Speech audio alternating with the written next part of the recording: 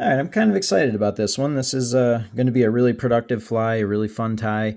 I do tutorials on all different kinds of flies, obviously, but anytime I get the chance to do one that's actually in my box that I use all the time, just makes it a little bit more fun.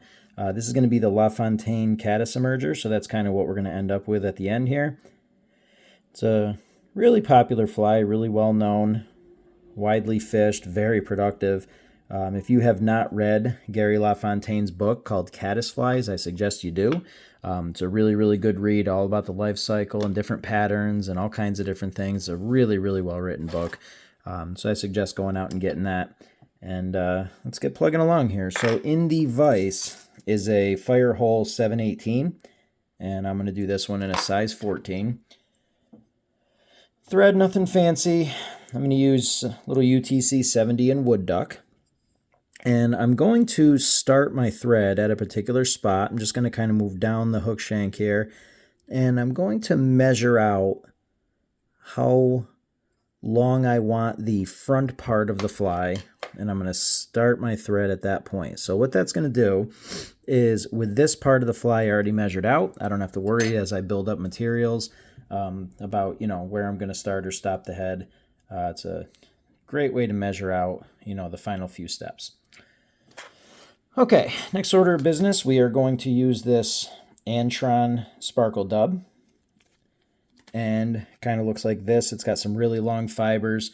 You can mix up the colors all you want on this. If I flip this around to the back, those are all the color options you have for this stuff. There's just a ton. What this is right there, the 121 golden stone. And that's what we're going to use for this. So I don't really have a frame of reference of how much of this you want to pull off and use. Just pull off a chunk, maybe about that.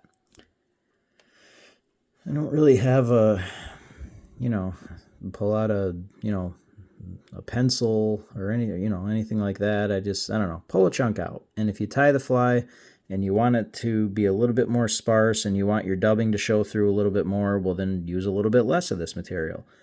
If you want this to dominate the fly, pull out a little more. Really just kind of up to you. So I'm going to pull out another little chunk here. So I pulled out 2 chunks of this, and what I'm going to do is, see the stragglier stuff on the top here? I'm just going to grab that, pull that off, and then realign it to try to align the tips as best I can. This isn't really crucial because you're going to snip a lot of this off, but at least if you have the tips aligned, you're not wasting material, and you're actually biting into the chunk of material that you're going to use. So it's a good thing to line that up. So you're going to kind of end up with something like that. So we'll keep those separate. I'm just going to slip my index finger in here and then use my thumb and my middle finger to kind of grip them as I advance my thread down towards the back, tightening down on that with some firm wraps to get those in place. Because eventually we're going to want to stop it from sliding all over. All right, now in the front, just going to snip that off, leave a little bit because I want to secure more of it.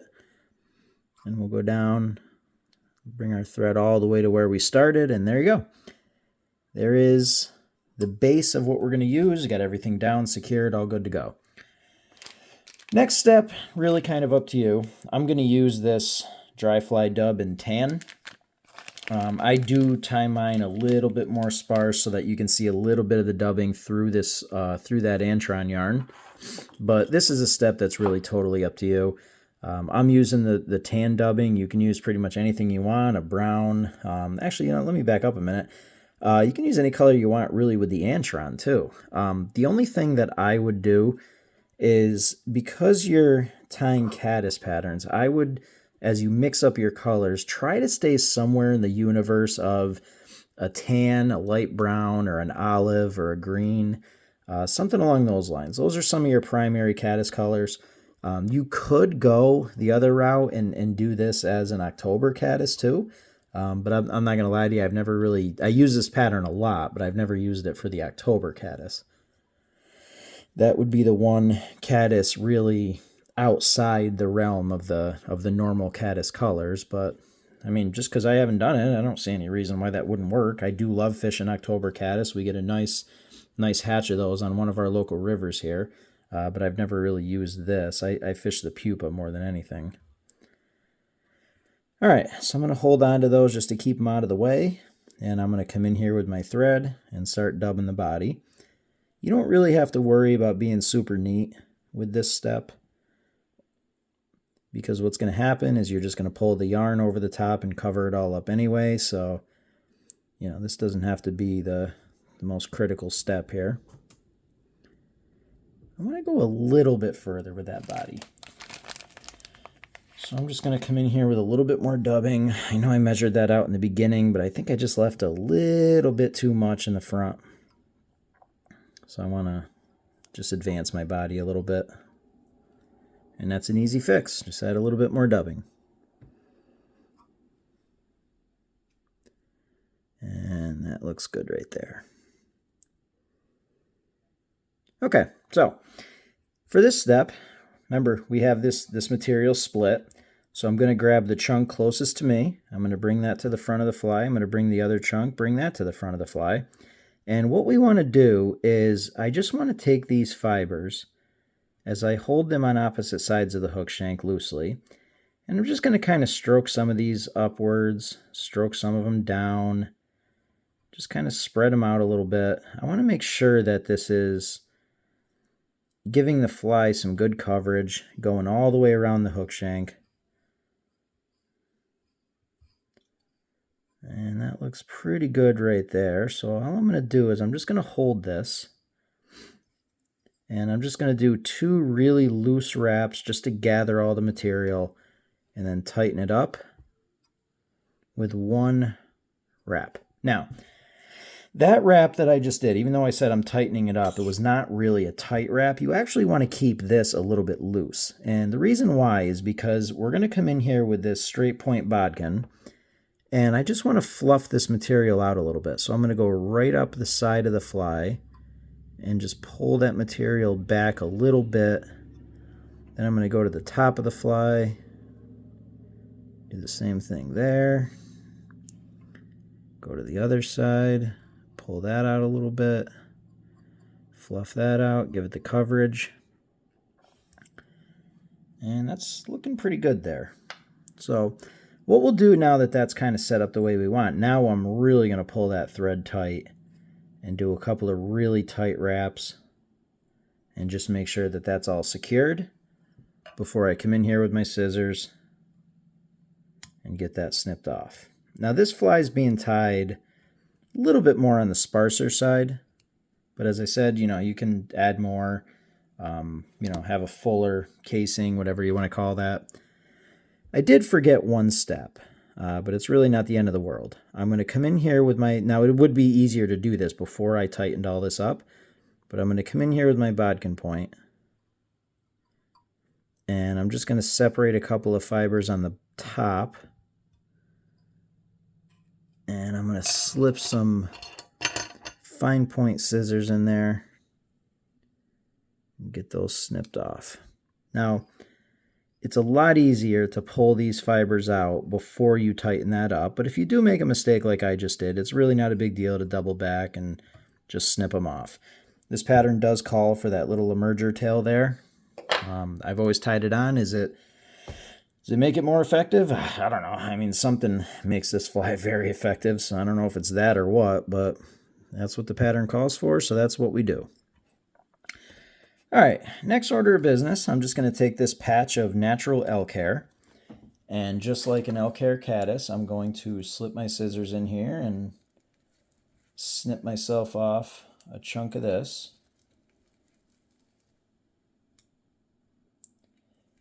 I actually have a couple of new patches on order here. This is not one of the better patches I've received. This is a kind of a garbage chunk of hair, but whatever, I got more coming. So I'm just going to take my dubbing brush here and just kind of bring this through. I want to get as much of that just fuzz and crap as I can out of there. It didn't look like there was much in there, but that's because I took a couple of strokes before I put it in the camera. This actually really is not a good chunk of hair at all, but whatever, we can work with it. So after all that crap is out of there, we'll put that in our stacker and get that going.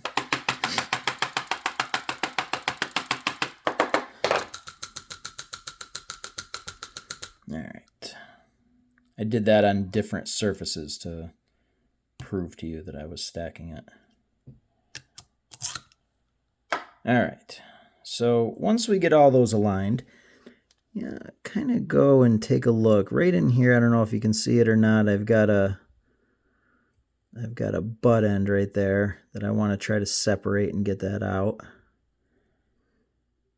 I'm a little neurotic with this and with elk hairs, and I know I don't need to go in there and pull out those butt ends and all that, but I don't know. It bothers me if I know that there's one in there. It's just me. So I'm going to measure that out. I want that about the length of the body, and I'm going to transfer that over to my left hand and pinch that and come up here with my scissors and give that a clean snip. So we'll take that, we'll lay that right down on top and come and give a nice firm wrap there, make that splay out. Another firm wrap. And once you know your thread is kind of biting down, let's just go through and secure all of that and make sure that that wing's not going anywhere. Now, don't go too crazy with your thread, because at this step, I kind of knocked a bunch of my emerger yarn down. Let me respread that. That's fine. Now, one of the things that we want to make sure that we do is not build up too much thread bulk here, because our next step is going to take up a lot of space. So I'm going to do that by creating a dubbing loop, and we're going to wrap that back to where our body ended and return our thread to the front. And this is where you're going to see the variation that I put on this fly. This is my dubbing twister, this Smayan twister. It's my favorite one. A little pricey, but it's a tool that I really think is worth it because it's got these two levers that I don't know if you can see that, but see how it can open up that dubbing loop? It's a cool little feature. So the change that I put on this fly, and I think that it makes a big, big difference, is I'm going to use a pretty cool material that I have not really had too much trouble acquiring. You should be able to acquire it without a problem. This is called deer hair dubbing. So it's exactly what you would think it is. It's a patch of dubbing, but it's got bits of deer hair mixed into it. And the reason why I like it on this fly is I think that it accomplishes something very specific. I think with caddis patterns especially, actually, we all want that buggy, leggy look. We want that straggly look at the front of the fly to imitate legs. I think we all agree that gives a fly a really, really buggy and cool look. The problem is that a lot of times in order for you to accomplish that look, you often have to tie in materials that absorb water and materials that are going to cause your fly to sink. One of the primary ones is like a natural hare's ear. It gives you a really, really great look, really cool legs, but it's going to absorb water and cause your fly to sink. It gives you the best of both worlds. This is going to give us a real straggly look. It's going to give us the legs that we're looking for, but the buoyancy of all of these little bits of deer hair in there. So it's a really cool material, great material to finish off the front of this fly with. As I showed you in the beginning, that's kind of what we're going to end up with. So it's a little change I make to this fly that I think is really effective. And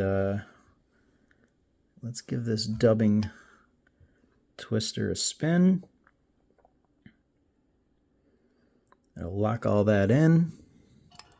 Now you can leave your thread in the twister if you want. I like to transfer it over to these English hackle pliers, so I'm going to get the thread bit into the tips there.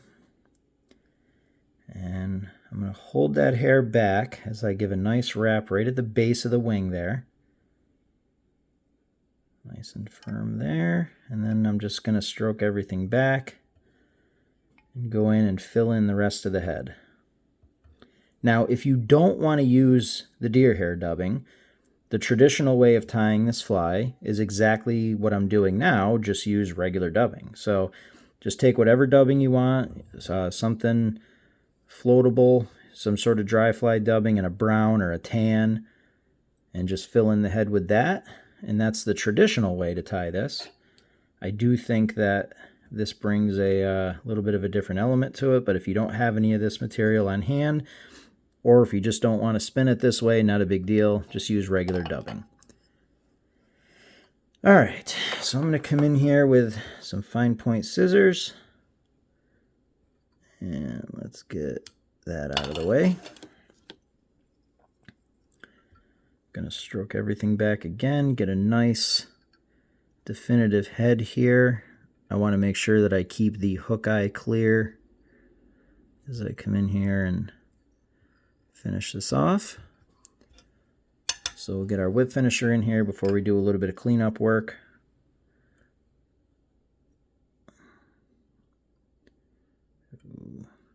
Now, I'm not a big head cement guy, but on this fly, I do like to reinforce that with a little bit of resin. And the reason why I like to do it on this fly is because, you know, you don't know if you get a piece of deer hair or something just wrapped up into your knot, you know, that could keep it from really biting down on itself. So a little bit of resin in this fly is something that can keep it from coming apart. I've mentioned many times I'm not a huge head cement or resin guy. I have no issues whatsoever with fly durability.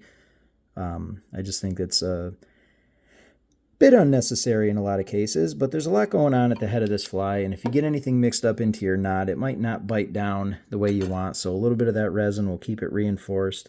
And now we're just going to go through and we're just going to pick a couple of fibers here that maybe we don't love.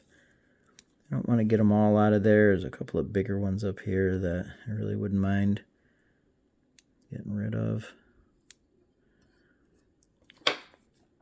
Okay, last order of business.